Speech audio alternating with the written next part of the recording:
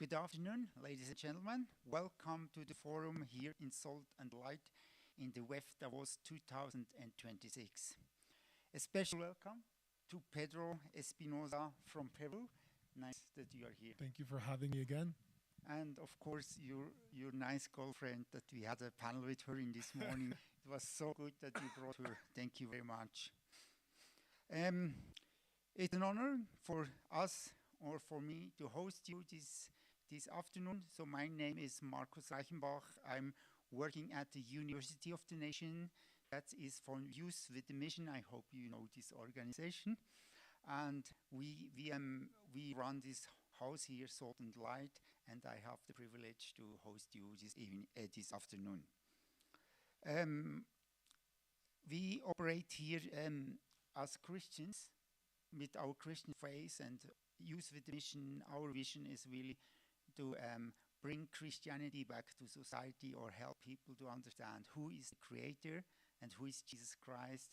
And this we want to do as well here in Davos. So now I come to this gentleman. I hope I'm right. If I say something wrong, then please intervene. Yeah, you don't have to read it. I mean, we're friends, so you can just wing it. First of all, he did so many things. If I mention everything, then we have to stop before you say something really serious. I'm learning everyone's names. I forgot a few in the back. But first of all, you are my friend. Of course. And I think that's the most important thing. And it's about relationship and not just transactional business or so. Thank you very much and for all your communication and so on.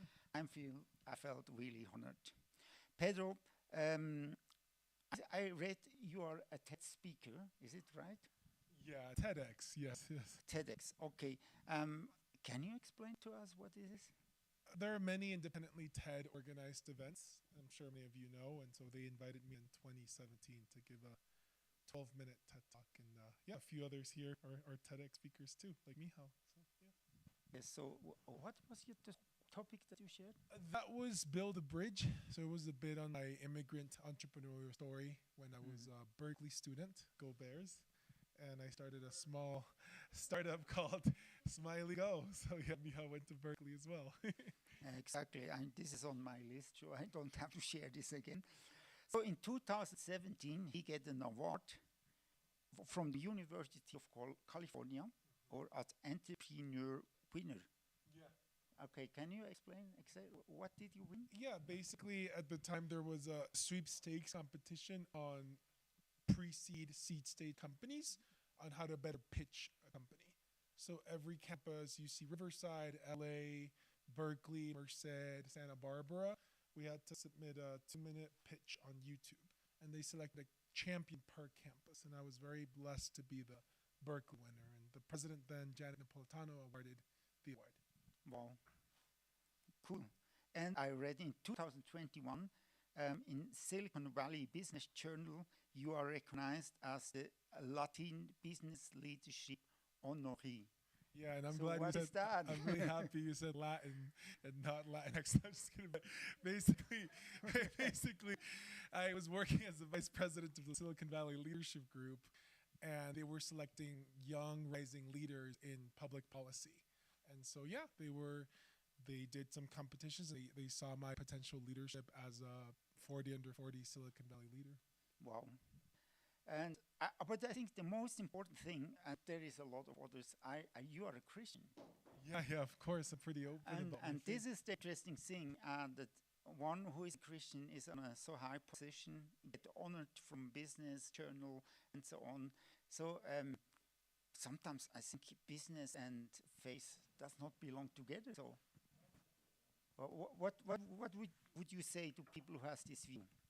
Well, I mean, everything is very nuanced and context applies, right? Like, of course, when I get invited to speak at a company like VMware or Google or MSCI, these companies are not hiring me to preach John 3:16.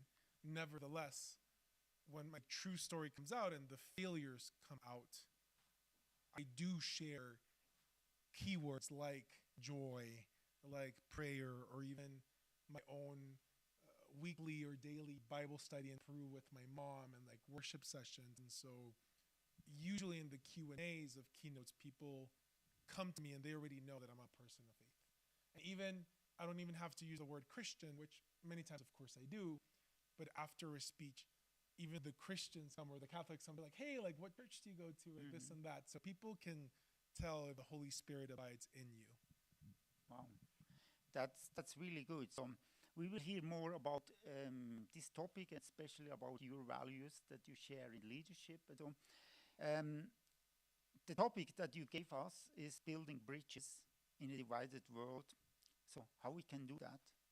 When you, especially now, do you know that yesterday Prime Minister from Canada, Mark Carney, gave a speech and say the world order is over. We can no more trust in that. Unity, somehow unity that the UN and the Charter and human rights and what else helped us. It's over and there is a new order is coming and this is more interest-based. And how can you build bridges there? So what do you think that Christians can do? The first step is definitely getting to know the person as a person, regardless of their title or background or citizenship or anything, right? Many times for me, when I'm in a boardroom or if I'm at a church or anywhere, I just try to get to know the story of the person first, asking them questions like, what is your story? What are some of the biggest learnings or failures or trials that you've been to? Even when I'm meeting with specific startups or founders who are seeking advice or capital or networking, I'm like, hey, like, talk to me about your values and principles. Because in my mind, those principles and values are the number one determining factors for success, rather than the business model or the name or the pricing. It's really the values and the principle of the founder that makes a difference. So do you think, I heard that somebody say we should not look for peace, we should look for trust. That this is the foundation of finding peace in the end. So can you extend that a bit, this thought? Yeah, I mean, trust is super. Or is this from you that I know that? You liked. But I think trust is super important because when I was writing my second book, I did bring copies and I think we ran out, according to Ellie. But when we're building trust, I had the honor of interviewing Bill McDermott, who just left Davos today. He's the CEO of ServiceNow, one of the largest enterprise software in the world. And Bill was saying, you build trust like little droplets of water in a bucket. But it's easy to break trust when you just knock it down with your left elbow, right? So it's super hard and slow, right? Langweilig and langsam to like build the trust, but it's super easy to break trust.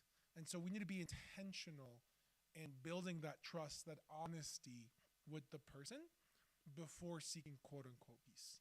We can agree to disagree. And I think that's the most important in today, not even just among Christians, because we have so many denominations, right? Like Orthodox and Catholics and Presbyterians and Charismatics, but just as humans, we can agree to disagree. If you're liberal or conservative, or if you're a capitalist, an anarchist, a socialist, but just look at the commonalities in people. Look at them as humans, as families. And that's what will make you memorable, but more important, that's what will bring unity to this world and really understanding where they're coming from. So can you give us an example where you would say you were successful in building trust? Yeah, I mean, multiple times, even with people, especially with people who don't share my faith.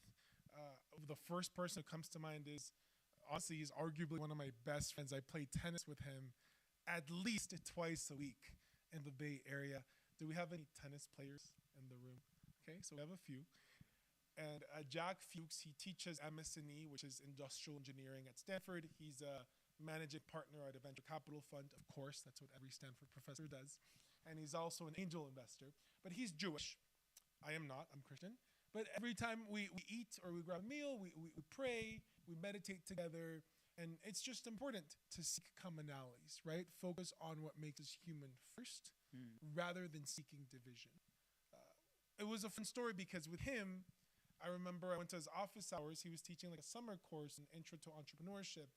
And as a good founder, I skipped all his classes. And so he noticed that, and in office hours, he's like, Pedro, like, what's happening? Are you going to fail the class? And I was like, no, I've just been focusing on pitching, on going to networking events like a Davos. And so he's like, okay, I get it. And immediately, Marcus, I saw that Jack had tennis shoes. And I was like, Jack, why don't we talk office hours on tennis courts or running or playing squash next time? And he took that challenge. And then later he shared about me, about his son, about his wife, about his family. And so I got to know him as a person rather than as a Stanford professor, lecturer, or VC. And that's one way to seek peace and build bridge building in this world is by seeking commonalities with others. No, wow, that's very good. So why do you think that that Christianity is still relevant in this world, and what kind of difference does it make now, say, as a business leader, if you are a Christian or not? Or do you see some difference, or do we just talk about, yeah, I'm Christian, the other is not Christian? What kind of effect it has in your world, in what we are doing? Huge effect, because as Christians, we're called to be sheep and like super innocent and pure, but we're also called to be shrewd as serpents. And how do I interpret the shrewdness is in being like super, in Spanish we say like pilas or listo, like being eye-opening and being a BS detector and knowing if the person is keeping it real or not real. Because we're not called to be lovers of lies. We're not called to BS. We're called to speak truth, because Jesus is the truth, the way, and life, right? So I think following Christianity and being a disciple maker is super relevant because God calls us to forgive. And that starts, honestly, with forgiving ourselves. I think the most successful founders I've met in the Bay Area and Silicon Valley and in the world, here at Davos and other conferences, are founders and are leaders who forgive others, but most importantly, they're gracious and they forgive themselves. And many times as Christians, as humans, we're way too harsh on ourselves. Either as husbands or fathers or sons or siblings or boyfriends or girlfriends or founders, we're too harsh on ourselves. But it's important to forgive ourselves and love ourselves. I'm not saying here like, self-care and love yourself all day, but I'm saying like just genuinely being like, hey, how many times have I forgiven my mentor, my dad, my mom, my grandpa? Then you should also forgive yourself. And it's okay if you didn't reach that KPI for your Series A or whatever. Good. And you talked to forgive as a father, so I know you don't have children yet.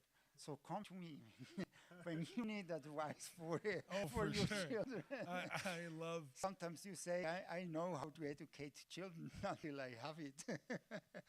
But yeah, thank you very much for your advice. No, it's really I love family and I love kids. And I think a best way for me to get to know someone is through family. Yes. I'm fortunate to have a few friends here like Heather and Mihao, and they can attest, I got to know, his kids, and we do barbecue and play chess and the guitar. And I think these are the best ways to build bridges with people who come from different countries or religions or ethnicities, is really being human.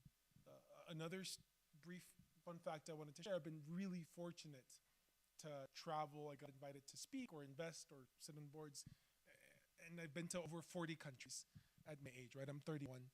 And I see a lot of commonalities, to be very candid. I've been to the Middle East many times, been to Oceania, many parts of the world. But in the end, I think many cultures, in the end, especially from developing countries like Peru, we're very similar. We care about family. We care about food. We care about friends.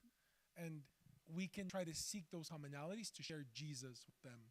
But like Paul said, right, like sharing the gospel, but also sharing life with them. And I think, in my humble opinion, sometimes Christians, we forget that part, right? Sometimes we're more focused on sharing scripture immediately, or even being John the Baptist and like confronting them and condemning them, but rather than actually just getting to know them, be like, oh, like, why is this person struggling with sin X, Y, or Z? Well, before judging Matthew 7, get to know them as a father, as a son, as a spouse. So, how do you do this now here in Davos? Because I think there are a lot of meetings, a lot of people running around constantly from one meeting to another, and it's more or less about transaction and doing business. And so, what do you think as a Christian, how can you go with this flow, or what kind of a difference do you do? I think number one, being honest. And by honesty, I mean just being blatantly honest. An hour ago, I was meeting with a good friend of mine from Infosys, which is a world-leading digital transformation company, at their booth. My good friend is corporate VP. His name is Naveen. And I told him I was going to give him a gift from Peru because I have some like alpaca beanies and hats and stuff that I brought. And I brought a few in the morning, but I gave them out. And so when I met with him, and he's not Christian, he looked at me sort of expecting, because I texted him, hey, I have a gift for you. And I immediately, being Christian and just being honest, is like, hey, I ran out, but let me go to this, like the hotel, let me get more, and I'll be back in like 30 minutes or an hour, right? So just being super upfront, even with small mistakes, at being like, hey, I forgot your gift, give me 30 minutes, that makes a difference in a relationship. Saying like, hey, I screwed up, but I'm gonna remake it. And being a man of your word is very, very important. Easier said than done, but I think the most mature men I've met are the ones who recognize that they're wrong, ask for forgiveness, and then pull through, right? Saying like, hey, I forgot, but let me bring it in 30 minutes, and boom, he was there and he got it. We took the picture, he was happy. Cool, thank you. So what would you say to young people who hesitate that Christianity is right, or so? What do you say? What would you say to them? Why Christianity is still relevant today? Well, first of all, the statistics do show that especially Gen Zs and Gen Alphas, people in 2010 and even younger folks, are starting to come to church a bit more, are starting to think about meaning and faith and spirituality even more, and that is a blessing. I think we're seeing revival at some point, Marcus. You were speaking with Ellie earlier today about how there's like revival in the UK and England, especially in the US, especially after the assassination of Charlie Kirk. Not to get too political, but a lot of young people are like, hey, like if people are speaking truth about their own views and, you know, freedom of speech, like we should be able to talk about these agree to disagree and quote unquote polemical things like capitalism, right? Which is so funny. Like I think in some very liberal places, you can't really say, hey, I'm a venture capitalist or I believe in capitalism, right? But like, I think it's important to be respectful, but it's also important to be bold. And sadly, perhaps 10 or 20 years ago, Christians, we were seen as more as the sheep, but we were not seen as the shrewd serpents, right? And God calls us to be shrewd because the enemy in James, in the book, in the New Testament, we see that the enemy is like a roaring, prowling lion trying to take us out. So we have to put the armor of God, right? Like the breastplate of righteousness, helmet of salvation, the sword of the Bible. So it's not all Hakuna Matata, but it's also, we have to be intentional that there is spiritual warfare happening today. Wow, that's great. So I'm inspired from you, and I think a lot of you are inspired. So now my question, when I believe that Christians should be on a place like you, but how you get there? What you, I mean, are you smarter than all of us here, or what is the secret of your success? It's really God who provides the relationships and the mentors, Marcus. It's really relationships that will make you stand out. It's not really who you know or who knows you, but it's what do you do with those relationships, right? I can know, Heather, or I can know Dexy, or I can know Mihao, but it's like, what do I do with them that we can make an impact together? And I think for me, early in my career, I learned the importance of having mentors and sponsors, and I learned the importance of following through and persevering and persisting. What do I mean by that? Is when the mentor sponsors, they ghost you, try a different way, like either iMessage or WhatsApp or LinkedIn or Slack or Teams or email or a Christmas written hand note. Like try to diversify your strategy to continue being relevant in the story. Many times, especially young people in the room, we get discouraged when the investor doesn't get back to you, when the mentor or the professor doesn't reply to your emails. But like I said, you have to diversify and think a little bit outside the box and try to persevere. And it's the same thing for adults here in the room as well, right? You're raising capital, or you're publishing a book, or you're starting a venture fund. You always have customers, right? people usually hate salespeople. But let's be real, sales is pretty much everything in business, right? If you're a CEO, you're selling equity to raise capital for funding. Even in dating, you're sort of like selling yourself, right? Like LinkedIn, it's your personal brand. Like a lot of things is relationship building, but you have to persevere in a specific way that will make you memorable. For me, Marcus, I've always loved studying people. So in my iPhone, I usually have like a few keywords for people that I meet. If it's through Horasis in Sao Paulo, like Dexy, I put Horasis Sao Paulo. If it's, Poland and crew and rowing and, six pack, I think of Mihao, if it's like singing or like, Ellie, if it's like specific buzzwords of like tennis or sports. And so then when I have a real estate question, or when I have a question about pre-IPO startup, or when I have a question about investment banking, I just type in my phone and the person comes up. And I think the most important lesson is don't always seek the person just when you're transactionally seeking something. Even if it's just a happy Thanksgiving or a Merry Christmas or a Happy New Year, people remember that. People will always remember that. I think the most inspiring people I've met at places like here have been the people with the best memory and the people who remember the small details. Like people like Janet Yellen, whom I saw at Berkeley a few months ago. The first or second question she asked me, Marcus, was like, how's your mother's health with Parkinson's doing? Then I saw Michael Dell here like 2 years ago. Same thing. He's like, hey, how's your nonprofit? Pamperu, like the libraries doing. Like people remember things. And if they don't, they like look you up and they find on your LinkedIn or your Google. So you have to be a student of your network and really try to memorize what makes Heather, what makes, Sumi, what makes Reto, right? And that helped me become a better just loving people, because God calls us to love God first and then love people, love your neighbor. Wow. So can you give us an advice? As you say that a mentor in your life is important and that God provide you with a mentor, but can you help us to, what can we do to find the right mentor for our life? Very, very good question. It's very nuanced because it depends what type of mentor you want, but usually start with the job description.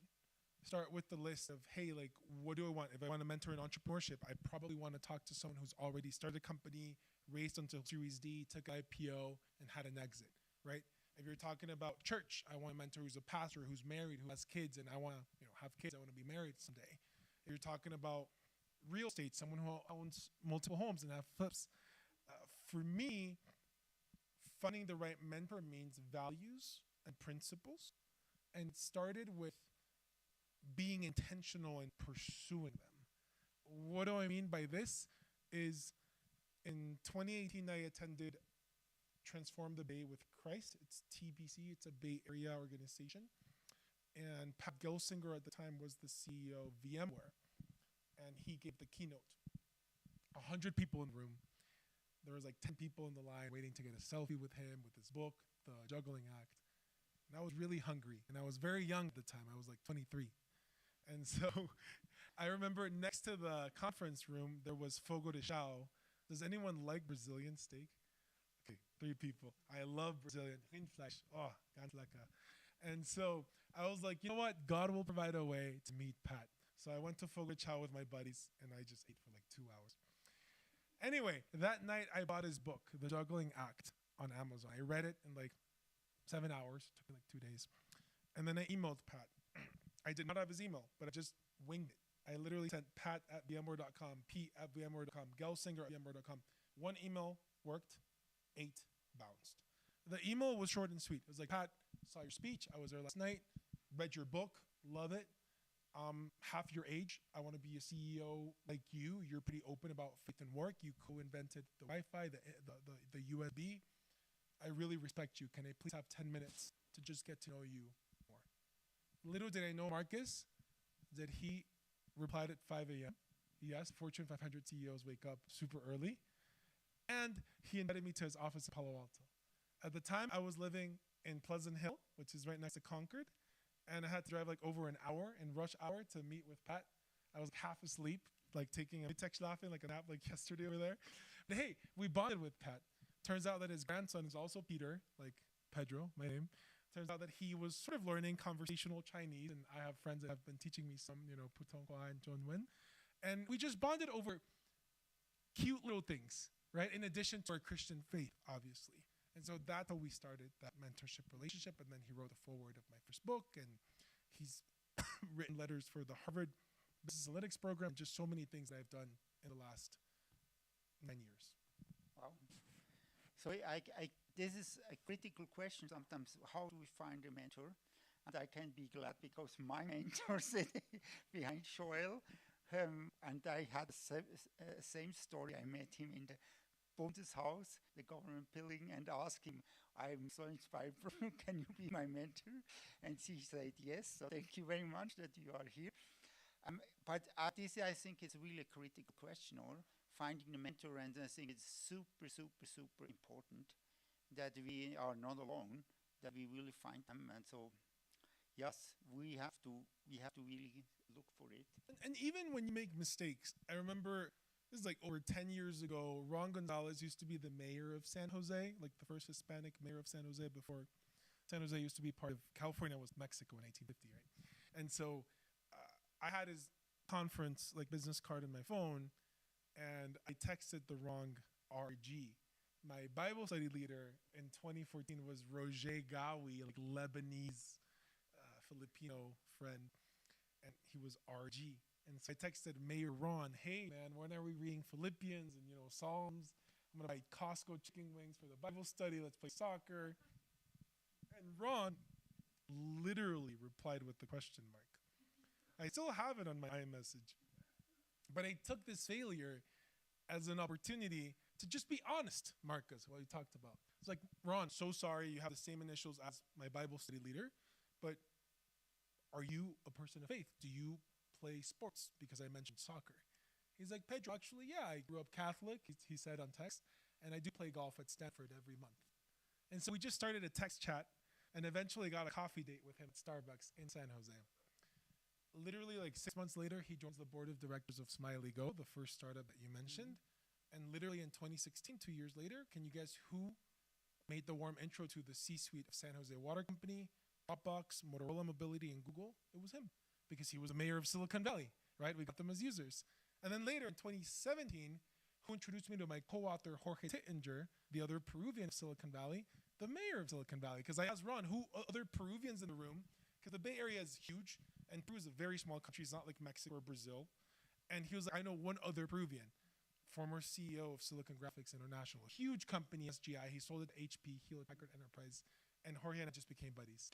Also, we cooked a bit together, which Jorge can cook. We played golf together, ping pong. I destroyed him in ping pong. And I was like, Jorge, you could be my father. He was born in 1959. He's a baby boomer. I'm a millennial. I was like, Jorge, you were CEO of Verigy. You sold it for $2.2 billion. Then you were CEO of SGI. You sold it to Hewlett Packard Enterprise, I think, for $500 million. You're amazing. And I was like, I'm pretty cool too. We should do a book together and like interview all these CEOs on like the future of work and inclusion and innovation and DEI. And he's like, sure, but I have no time. I was like, don't worry, man. I'm half your age. I can do 90% of the work, but you need to like introduce me to cool people. And so Jorge introduced me to like Reed Hastings from Netflix in Los Gatos. Amazing meeting with him. And then we met like Eric Schmidt and a lot of people. But the coolest part, Marcus, was not meeting the people. It was just being honest with them. And many times, if or when they came to my house, even today, like this year with YPO, because it's my house, like I'm like, hey guys, I pray before a meal. And I'm respectful. They usually, 99% of the time, people say yes, and they pray with me. Even atheists, we've had a few WEF, YG, and global leaders at my house, and they see the Bible in my room, or they come to my birthday party, and after the cake, I don't really eat dessert. It's pretty bad. I'm dairy free. We do like a worship night, and people stay. I never force them, but people are open to, oh, like you're reading Psalm 23. What is that? Or like, oh, David and Goliath, tell me more. Oh, like Hillsong or this hymn. So people stay because they see, Marcus, that you're real and that you're open about your faith. Wow, that's so cool. I think you heard that. Or to be real, build up a relationship, ready to listen, to ask questions, and to do a little bit more, give little gifts, make a difference. Wow, it's really cool. But something confused me. Or you said you were 23, you're young, and now you are old. I don't believe you. So, I used to, how you can say you are young with 23? What are for you those now? of you who know me for like 10 years, I used to have much more energy. Well, now I usually work out 2 hours a day in California, play tennis or soccer or go swimming. But I used to have much more energy. I used to eat so much more. I felt bad for Ellie. She brought like a lot of food and I couldn't finish it. But like, I think as a younger folk, I used to have much more energy. And reminds me of my childhood in Peru. Unfortunately, education is different in every country. You and I talked about this here in Switzerland. It's like the best in the Welt. But in Peru, when you raise your hand, when you ask questions, when you participate too much, it's seen as a negative trait of your personality. It's hässlich. And so I had a behavioral clipboard in 3rd grade every day. It was horrible. The teacher had to rate me from 1 to 10. Did Pedro behave? Right? This is Peruvian education. Then in 5th grade, my mom had to renew her green card. And so we moved to Nashville, Tennessee. I love the South. Anyone from the South? Nobody. Amazing. And so basically, in the South, there are more churches than McDonald's. And it's true. And so first week of class, 5th grade, I was 10 years old. My classmates were like, Pedro, like, where are you from? Because I was like the only brown kid in the room. And I was like, I'm from Peru. And they're like, where's Peru? And I was like, South America. They're like, where's South America? I was like, dude. So I like pulled the Rand McNally map and showed them the continents, right? But the cool thing about that is I was like, snap, the fact that I did public speaking, my teacher's going to rate me and put me in the F. But Miss Lee Parrish came and she's like, Pedro, the fact that you love public speaking, the fact that you like to ask questions, these are leadership traits. And so the U.S. education system sort of changed my self-awareness of a person. And they came back to Peru being like, hey, it's okay to be hyper. It's okay to ask questions. It's okay to interrupt. As long as you're respectful, you're extroverted. Wow. And so God blessed me a lot through my 1 semester of elementary school in Nashville that I love a lot. How old are you? I was 10. No, how old? Oh, I'm 31. Yes, okay. And my birthday is October 3rd, which is the Wiedervereinigung, right? For Germany, the Freitag, the special holiday. No, so that's still young, I would say, from my perspective. But hey, that's really amazing in your age, the whole career. Then you think you has to be 60 or so when you look to all the career and all that what you did. But I think we can see that God is in that what you are doing. So that's really great, and I think we could learn a lot. But I want to open the panel now also that you can ask a question. So it's the time is yours that you can ask a question. Pedro, use this opportunity. Does somebody have a question? Preguntas, questions? Please ask a question, otherwise he will speak. Speak. Who has a question? Don't be shy. Oh.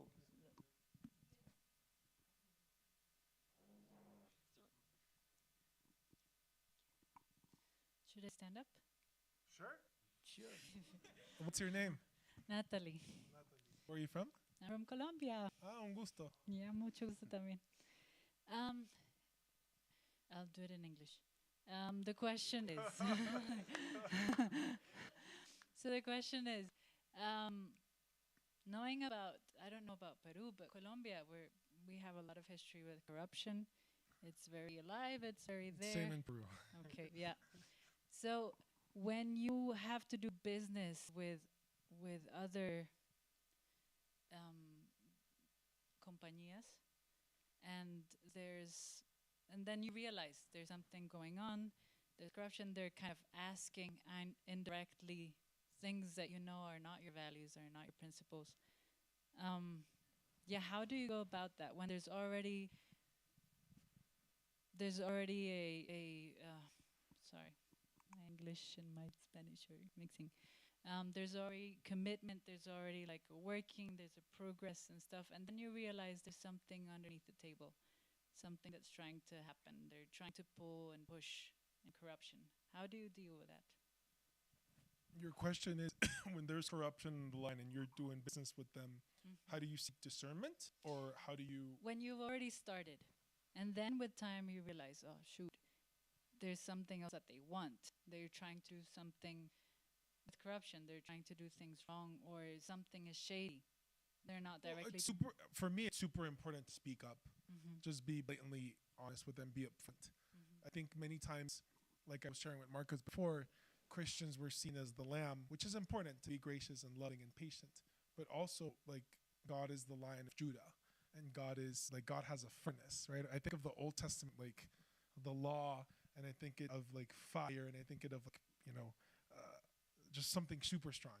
And then New Testament, I think of like grace and forgiveness, and it's a combination of both. And when I think of me as a son of God, which is my number one and only identity, is when I think of Pedro, right? Peter was like a very type A and sort of like kind of crazy disciple, right? Like he walked on water, but he also doubted, and he was like, he neglected Jesus 3 times before the rooster thing. And then when I think of David, I think more like gracious, more musical, the harp, the arp, and everything. And I think it's a balance of being shrewd, but also being pure and innocent. For me, Natalie, what's helped me a lot in tricky situations is asking for help and guidance.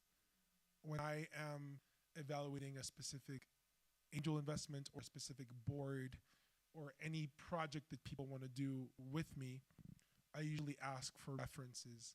I usually call different mentors from different perspectives, not just a business mentor, like a pastor or an elder at my church, like Fred from Redwood City, because it's important to get diverse opinions on a specific thing. And then when things jump, I ask them why. I remember in 2021, I got invited to co-author a book. And then I told a mentor, and that mentor, and I was like, ooh, that sounds like a bit sketchy. I don't know why. And so, just doing your due diligence is very important. And never compromise your values, right? Your integrity is the number one most important thing. And also, this is not my quote, but I love this quote. Guillermo Diaz, he's one of my good friends. He was the CIO of Cisco. He says, relationship over issues, right? Like, never really burn bridges and try to focus on the friendship or the business relationship. Unless, of course, they're like trying to screw you. And then, of course, God also calls you to forgive, but also to not be stupid, like vouch for yourself and protect yourself, and like if your life is in threat. But be intentional and being shrewd and asking for second or third opinions. That's a big mistake that a lot of founders and hiring managers do, is their referral calls are only like 20 minutes long. They should be at least an hour long. The very successful founders I met in the Valley, especially VCs that do due diligence, they spend like an hour asking for feedback on a specific founder. I've gotten those calls as an LP and 3 VC funds. They're like, hey, how do you know this founder? And they spend like an hour asking questions about the founder. Wow. Thank you. Okay, the lady in the back. Can we pass the microphone? Hi, I'm Anna-Marie Miriam from Germany. Freut mich. Yeah, I already got that you get a couple of words in German. Question comes afterwards, but first, I'm double your age, and I really can confirm every word you said, so I'm very glad that Marcus in some way and the leading of God some way stopped me before going on with my assignments to hear you. Because by also Dr. Esposa, I started to write my first book 10 years ago, and now it's 12. But now is the question of discernment, which we just got in this moment. We are in a broken world, especially in business. God is wanting to revive business in a very special way.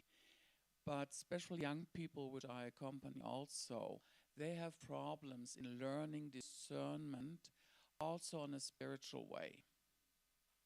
So your advice just right now was, ask others, take others' opinion, which is great. But sometimes in the first kind of meeting, you have also discern on a different level. And you said, well, take guidance, and it takes prayer. But what's your opinion on this? My opinion on the balance between asking for people's opinion, but also your own discernment in the moment. Yeah, I mean, of course, as an entrepreneur, as a leader, you have to be able to read people super well. You don't have to major in psychology to know if that person is being genuine or is just BSing the way, right? I've been fortunate to write 2 books, and I did over 200 interviews with these leaders, CEOs, university presidents, or even prime ministers or government leaders. And the number one skill I see, the number one trait I see in these leaders are BS detectors. They can tell when you're faking it or when you're being real, Miriam. And I think that's important. But then the discernment question is also important because we have to, as Christ followers, God calls us to have the spirit of discernment, That's what I right? And we have to validate not only by opinions of others, but through God validates through scripture, through dreams, through people, through your own discernment, through words of affirmation, prophetic prayer, if you're charismatic or not, but like just different things, right? Like God validates differently. Well, it's not only that I know about prophetic discernment, I am. But when I teach younger people, not children, but younger people, they need to learn about discernment, especially also spiritual discernment, to recognize what you all already said as reading people. If you're high sensible, and I'm teaching about that, you do. With a high sensibility, you do recognize something's okay. I can't really sense what it is, but a lot of people don't. So they need to have some corner steps or some corner questions in a first meeting, just how to realize to go on or to step back. So what would you think about that? What would you give as an advice to young people, first meeting a pastor, a CEO, other people, in being careful not to be treated in the wrong way or step in a ditch? I'm a big lover of risk, and I'm a big lover of pivoting. My whole life has been pivoting. I tend to wing 95% of things that I do. I buy one-way tickets to most places that I go because, well, number one, I have a lot of flexibility. Number two, I love traveling. And number three, I grew up, both my parents are also entrepreneurs. They're engineers, they're leaders, and they're also super spontaneous. And I just love not having a plan in the sense of I don't want to micromanage my life and tell God, hey, this is my perfect plan, my perfect business plan for the next 5 or 10 years. Versus, God, these are the gifts you've given me, public speaking or languages or investing or entrepreneurship or boards, but what do you want me to do and how can I glorify you with the things that you've given me? And many times that will entail, like you said, doing reality checks consistently with yourself and time alone, but also with pastors and mentors. I think a lot of people assume that because I'm super extroverted, I never have time alone, but that's a big lie. I actually play the piano a lot, just solo by myself. I love naps and just nap by myself. I love going to the driving range and golf, and I just go golfing by myself. Like a lot of just solo things. I love playing the ukulele or the guitar just by myself. It's important to have time alone. And even biblically speaking, in Matthew and John, we see that Jesus spent a lot of time just by himself, praying, resting, because it's important to just you talk to God and also listen to God. A lot of Christians love praying, but they forget to listen to God and just shut up and just listen. What is God speaking to you? Yes, I love the point of reality check because the people normally, young people, have a lot of already micromanaging. They don't take risk anymore. So is there another question? Amy, do you want to ask something? Okay. Does somebody wants to have a question? Right, written another question, the last one that we take. Yes, please. Can we bring the microphone? Judy. Judy. Yes.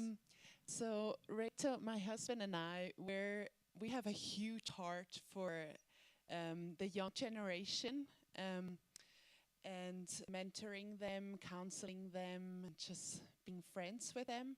And I'm also a mom of teenagers, and I think the young generation, Generation Z or Generation Alpha, like I think it's the greatest generation there has ever been. I love it. I love being a mom of teenager. It's the best. And so we come like from this point of view of being missionaries, being pastors. But I was just wondering, from your point of view, coming from business, like, what's your opinion? What do you think the young generation needs? What do they need?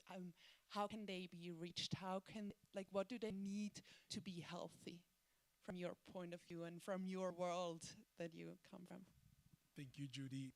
It drives me back to Miriam's question. I think what young people need today more than ever is less screens, less phones, less hard skills, and soft skills. Yesterday, the CEO, the founder of Anthropic at Congress Center literally said in 12 months, software engineering, done. You know, all these LMs and AGI and AI and Gen AI, they're going to start taking over. Honestly, like when it comes to software deployment, like software development, software engineering, even my friends at Chi Alpha, one of the largest Christian fellowships at Stanford, the PhDs that just graduated, one works at Tesla, he was telling me the software engineers are the ones who are getting laid off. Something crazy that 10 or 20 years ago we would think STEM, but it's actually people who major in like philosophy or history or not that technical, people who know empathy, people who know patience, people who know resilience, people who know joy. That's much harder to teach than Python or for loops or while loops or JavaScript or Ruby on Rails, right? And teaching someone how to be a CEO, how to be a pastor, how to be a president is much harder. I think Gen Alphas and Gen Zs need much more time. And the actual Bible, like the study Bible, the big fat book, than the YouVersion app. I love it, but we just need less screens and less iPhones and Androids and just more like this. You know, when I play tennis every week, when I play soccer every week, when I just do the things that I love, like even just jamming and doing worship nights at my house with the cajon, with the ukulele, with the guitar, I intentionally leave the phone.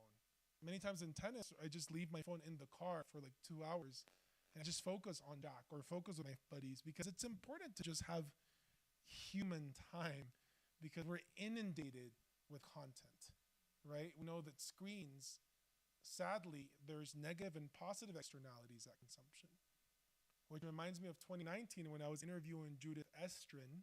She's an internet pioneer, the first woman to become CTO of Cisco. I thought Judith was going to bring, oh, and your name is Judy, this is perfect. I thought Judith, who's Jewish, really cool lady, was going to bring an iPad and an iPhone because she's the CTO of Cisco. She's on the board of Walt Disney and FedEx. She brought a pen and a pencil in Menlo Park. And she said, Pedro, I sort of regret helping create the internet 30, 40 years ago because of so much like girls and boys who are addicted to social media, who are depressed, who have anxiety, who are like getting attacked or human trafficking, or God knows what happens on Snapchat or Instagram or TikTok or whatever. And it's important to just grab a pen and paper, grab your Bible, just read a book. You know, one of my good friends recently, I joined his board. It's a graduate university in Med. And for the students in the room, we provide a master's in public health for students in medical missions. He wrote a book called The 5 Bags of Gold. And I've been reading it recently on the plane, in my bed. And it's just important to just go back to the fundamentals.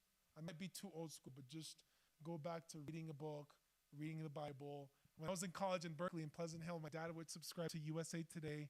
We'd get the newspaper, and just the physical newspaper, the United Club and SFO, they used to give the Wall Street Journal. It's just important to go back to the paper days. I think people are addicted to screens. I think kids today need to forget screens and focus on soft human people skills. Wow, so good. Thank you very much. This was super helpful. Your answer, you are so smart. And we really could learn a lot from you. You inspired us, Pedro. You inspire me, and thank you. I'm going to catch a flight. I need to take the train in like 20 minutes. Yeah. So we have to finish here. Thank you very much. Pedro, thank you very much as well. Again to Ellie, your girlfriend.